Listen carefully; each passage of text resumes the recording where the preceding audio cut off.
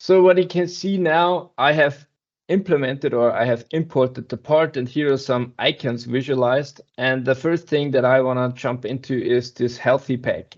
What is this healthy pack? I have activated the functionality automatically check parts when they are imported. So the part was getting checked if there are any defects in the part. And in this case, it's not a valid one. So that's the reason why this healthy pack is red. And I can simply automatically try to heal those defects. In this case, it's only 138 intersections. That means triangles are overlapping with each other.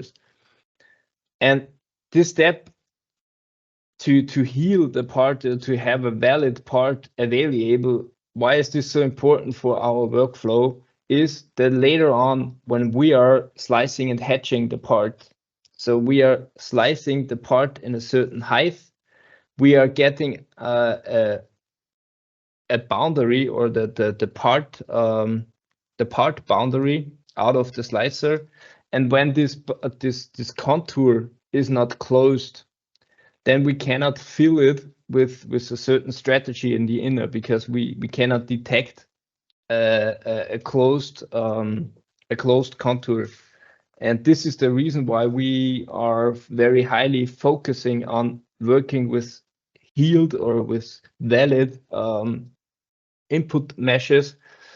And after the healing, the healthy pack got green and there are no more defects inside. So perfect to work on.